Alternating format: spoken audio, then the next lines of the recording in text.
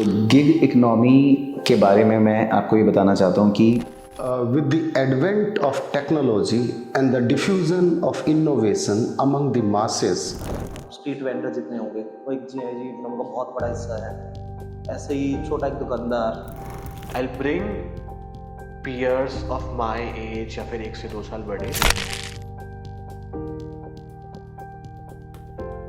Across towns and cities, a silent revolution powers the modern economy.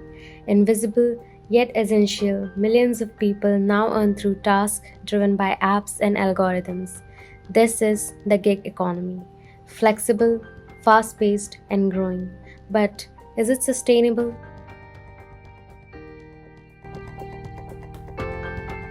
The gig economy is built on short-term, flexible jobs powered by digital platforms. A new era of work driven by independence and tech.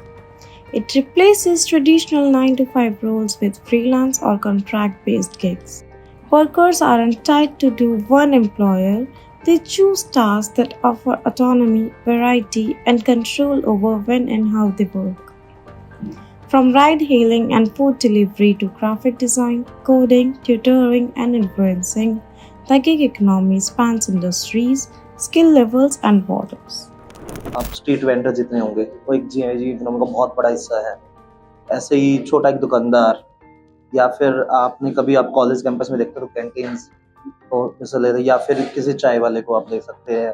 बहुत सारे ऐसे example जिन्होंने अपनी रोजमर्रा की जिंदगी उसके सहारे चलाते हैं।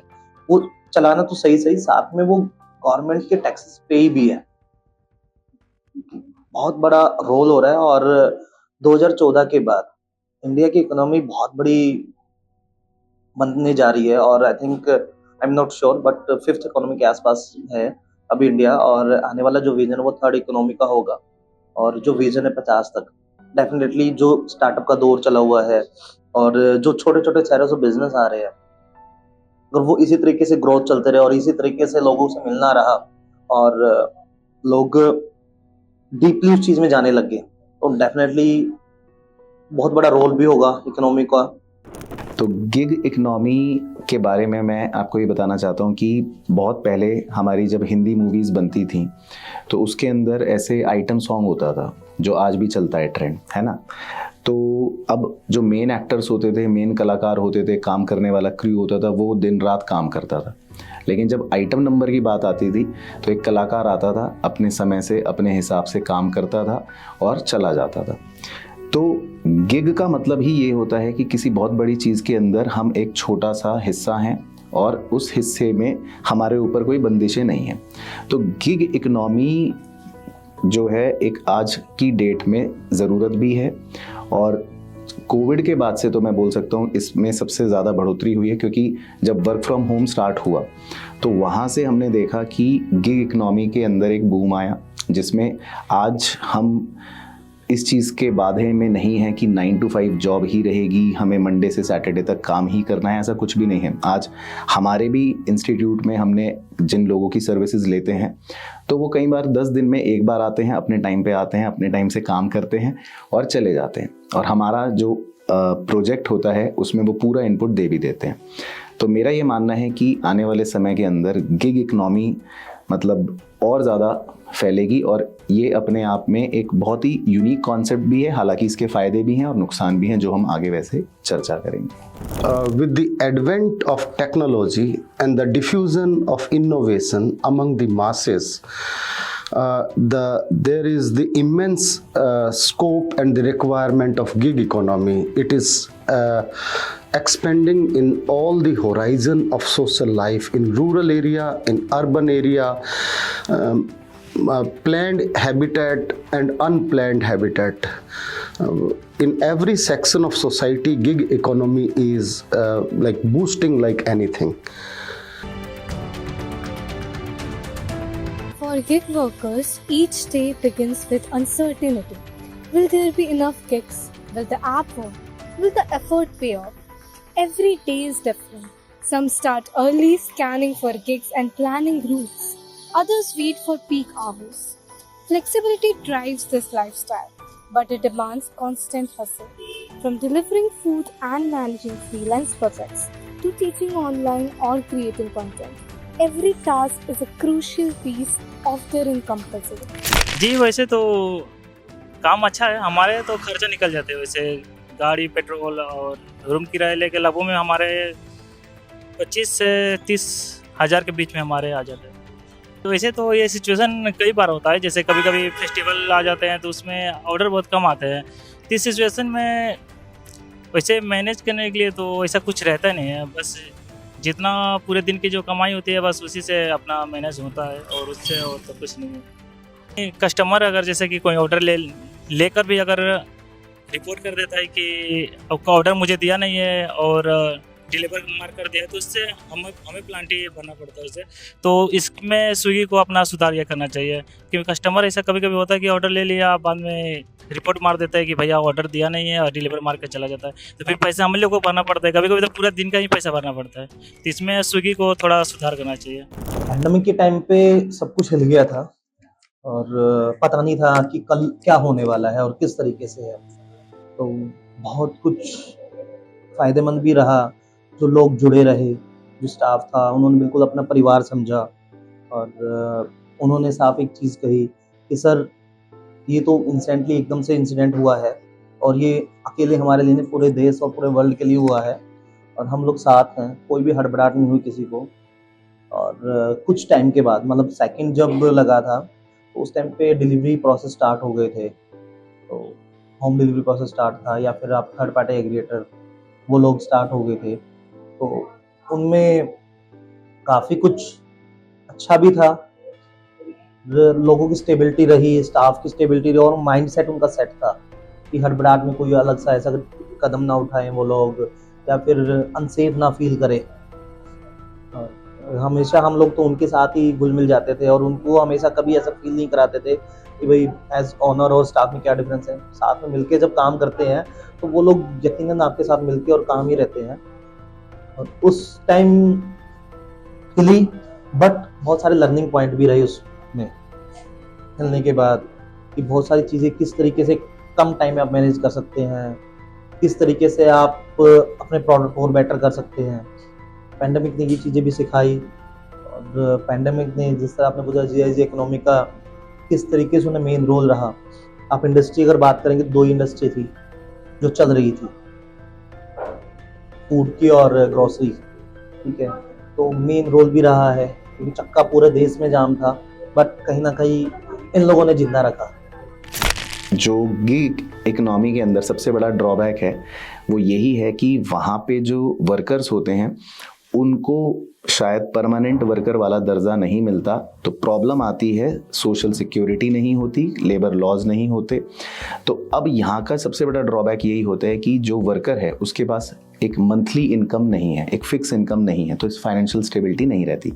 तो ऐसे में एक गिग वर्कर को तो और ज़्यादा फाइनेंशियली साउंड होने की ज़रूरत है, अच्छे फाइनेंशियल डिसीजंस लेने की ज़रूरत है।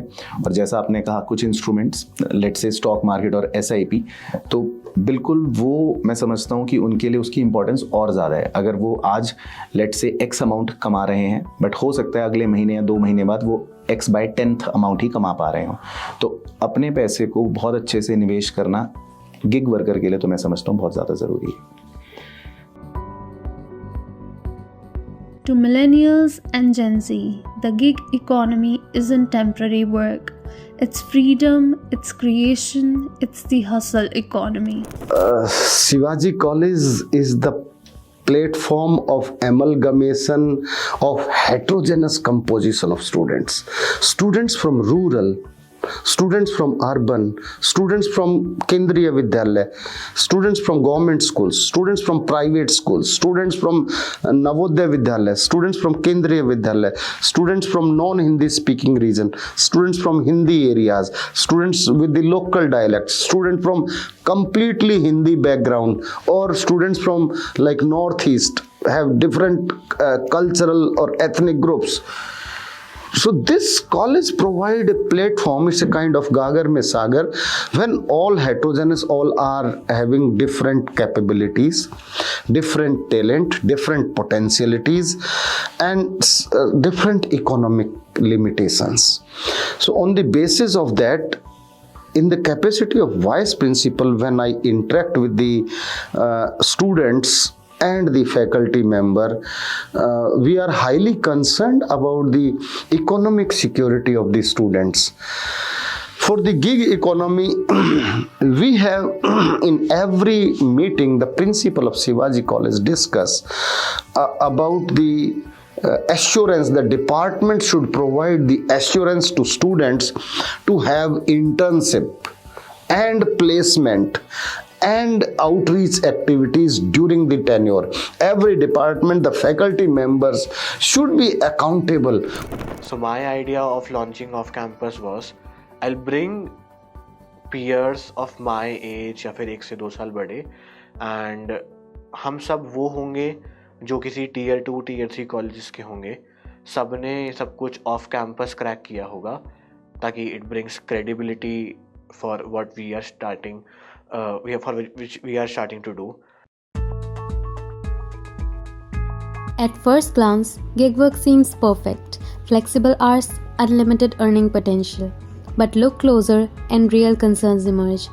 Is it truly sustainable? Can it offer stable income months after months? The reality is harsh. Income is unpredictable. Some days bring plenty of work, others almost none. There are no sick leaves, no retirement benefits. Many end up working longer just to make ends meet. And when platforms cut incentives or change policies, workers have no say, no room to negotiate. मुझे ऐसा लगता है कि वहाँ पर जो issue है वो है सस्टेनेबिलिटी का, और वहाँ पर इशू है थोड़ा सा मैं बोल सकता हूँ रिलायबिलिटी का, क्योंकि बहुत से बार या टीचिंग के अंदर, एजुकेशन के अंदर अगर मैं बोलता हूँ या देखता हूँ चीज़ें अगर स्टेबल नहीं होती तो उसका खामियाजा कहीं ना कहीं बच्चे को भी भुगतना पड़ता है, और अगर बच्चा सफ़र करता है तो फिर एज एन इंस्टीट्यूट हमें भी लगता है कि कहीं ना कहीं हम में कमी है या हम लैक कर रहे हैं. तो हम भी चाहते हैं कि ऐसा सिस्टम बने, एक ऐसी टीम बने, एक ऐसा प्रोसेस रहे कि जिसका एंड रिजल्ट बहुत स्मूथ हो, स्टेबल हो. तो स्टेबिलिटी मुझे लगता है एक बड़ा कंसर्न रहता है, और गिग वर्कर्स के साथ या गिग पैटर्न के साथ वो स्टेबिलिटी कहीं ना कहीं हो सकता है थोड़ा कॉम्प्रोमाइज़ हो. तो अभी फ़िलहाल मैं उस चीज़ को लेकर कंसर्न हूँ, बट डेफिनेटली आगे चलकर इन द फ्यूचर ये चीज़ बढ़ेगी और आगे जाएगी. बट एक समहाउ थोड़ा सा एरिया ऑफ डाउट है सस्टेनेबिलिटी और एडेप्टेबिलिटी को लेकर. एंड इनकम सोर्स की अगर बात करें तो वही सेम अगेन, एक मंथ में अगर एक्स अमाउंट है तो नेक्स्ट मंथ या नेक्स्ट टू नेक्स्ट मंथ वो अमाउंट x/10 भी हो सकता है. सो रिक्वायरमेंट नंबर 1 की एक्स्ट्रा इनकम सोर्स कुछ हो, और फाइनेंशियल जो वो सेविंग्स करते हैं वो अच्छे से कहीं इन्वेस्ट कर रहे हैं. बहुत सारे इशू होते हैं एम्प्लॉय के साथ, या फिर कहीं ना कहीं आप बहुत सारे देखते होंगे, आप स्ट्राइक करते हैं लोग, या उनको अपना जॉब सिक्योर नहीं लगता या किस तरीके से. तो सबसे पहली चीज़ है, अगर आप किसी को हायर भी कर रहे हैं ना, हम जो मानते हैं उससे प्रॉपर लॉयल होकर उसको हायर करें. ठीक है, आप उसके दरवाजे इतने खोलें कि अगर कोई एज ए टीम मेंबर या क्रू मेंबर आ रहा है तो उसको सपने इतने दिखाओ कि वो सीनियर टीम मेंबर जाए, वो स्टोर मैनेजर तक जाए या एएसएम तक जाए, कि वो सैलरी स्केल जो लेके चल रहा है बिल्कुल इस तरह की इंडस्ट्री में सैलरी जो होती है बिल्कुल नॉर्मल सी होती है. हायर सैलरी के लिए एज पर उसका एक्सपीरियंस होगा जिस तरीके से, बट तब तक उसको रोक पाना वो बहुत बड़ा चैलेंज हो जाता है. बहुत सारे इवेंट्स बीच में कराने पड़ते हैं, गेट टुगेदर करना पड़ता है कि ताकि उन लोगों को आप कॉर्पोरेट की तरफ फील दें. ठीक है, बहुत सारे ऐसे हेल्पफुल होते हैं, या फिर गवर्नमेंट्स की बहुत सारी स्कीम्स ऐसी होती है जो उनको हम इन्फॉर्म करा देते हैं, कोई सेमिनार करा के इस तरीके से, कि ताकि उन लोगों को भी लगे भाई हाँ बेसिक मैं थोड़े कमा रहा हूँ या मेरी सिक्योर नहीं है, बट मुझे ये फ़ायदा मिल सकता है. बट अवेयरनेस जो हम लोग अवेयरनेस कराते हैं, तो मेन रोल हम लोग इस तरीके का करते हैं, और ट्राई करते हैं कि हर कोई जुड़े तो वो लास्ट एंड तक जुड़ा रहे और वो ग्रोथ करे. और हम एक ही चीज़ बोलते हैं किसी को भी, अगर आप आए हैं या चीज़ें जिस इंडस्ट्री में आप काम कर रहे हो, जब तक आपकी मर्जी है आप करेंगे रहेंगे, फोर्सफुली नहीं है ऐसा कुछ. जब भी जाओ इससे बेटर पे जाओ. It will only become reliable, it will only increase if the focus gets shift making it full time. एक ग्राफिक डिज़ाइनर 2 ग्राफिक से कम पैसे कमाएगा बट 10 ग्राफिक से ज़्यादा पैसे कमाएगा. उस 10 ग्राफिक के लिए उसे अपना पूरा दिन देना पड़ेगा, पर वो 2 ग्राफिक अपने 4 घंटे में भी बना सकता है. तो it will become big for sure, but compromise है. There is always a trade off जो सिखाया गया इकोनॉमिक्स में. एक चीज़ तो छोड़नी पड़ेगी यार. Without protection, flexibility turns into fragility. Who defines the rights of a gig worker? We are really always concerned when we discuss about the accreditation of college, Shivaji College. We always think about the youth involvement in their future avenues, how they can be productive for market, how they can be productive for the economy of the country. So in view of that, we are linking syllabus with the internships, with the research projects, with the outreach activities, with the experiential learning, and with the help of this, certainly after this pure academic course, when the student encounter the experiential learning, they become able to tap the opportunity of economy of gig economy. What does the gig economy ask in return for flexibility, time, health, security? Now coming to sustainability, कि how it is sustainable, तो मैं 1.5 साल से कर रहा हूँ. क्या compromise करता हूँ मैं? Time with my family I compromise, कि मैंने टाइम नहीं दे पाता. टाइम विद माई फ्रेंड्स, किसी भी मेरे दोस्त का कॉल आ जाए कि भाई सैटरडे चल रहा है, मैं मना कर देता हूँ कि नहीं भाई मेरे सेशंस है, ये है वो है. So time is there. देखो, सबसे बड़ा तो मार्केटिंग प्लेटफॉर्म शार्क टैंक ही था, जिसमें फ्री की हमें एडवर्टाइजमेंट दी. 20 मिनट आप नेशनल टीवी पे आए, मतलब यकीन करो तो 20 करोड़ की वो एक एडवर्टाइजमेंट होगी और लाइफ टाइम मेमोरी होगी. उसने लोगों तक पहुंचाया, भारत के हर कोने से नहीं, पूरे विदेश से हमें कॉल आती थी, पूरा वर्ल्ड हमें कॉल करता था. तो उसका तो मेन रोल रह ही रहा है. उसके साथ इंस्टाग्राम का, सोशल मीडिया का, इंस्टाग्राम का हुआ, या फिर इन्फ्लुएंसर टाइम टू टाइम आपके पास पहुंचते गए. इन्फ्लुएंसर ने भी आफ्टर आउटलेट्स रनिंग, जहाँ पे हमारे नए आउटलेट जाते थे, जहाँ हम ओपन करते, तो इन्फ्लुएंसर ने काफ़ी मदद किया उस लोकल ऑडियंस को रीच करने के लिए, वहाँ तक पहुँचने के लिए. तो हर किसी का इस टाइप में मैं कहूँगा कि रोल सबका अलग अलग है. वो सबसे बड़ा रोल शार्क टैंक का रहा, सोनी टीवी का रहा, उसके बाद या फिर कोई भी इवेंट्स किए हमने उसका रहा, इन्फ्लुएंसर का रहा एरिया वाइज. और आज के टाइम पे अगर आपको बिजनेस उठाना है तो सोशल मीडिया के बगैर आप नहीं उठा सकते. सबसे मेजर रोल है. और किसी को अगर अपनी लिस्ट में अगर रखना है ना मार्केटिंग के लिए पॉइंट, तो सबसे पहले आप सोशल मीडिया मार्केटिंग रखो, सबसे फर्स्ट है. उस पर अगर अच्छे से काम करोगे तो डेफिनेटली आप एक दिन हिट भी करोगे और आपके लिए बहुत कुछ मिलेगा भी. The gig economy is here to stay, but it's our responsibility to ensure it becomes not just a hustle, but a hope for everyone else out there.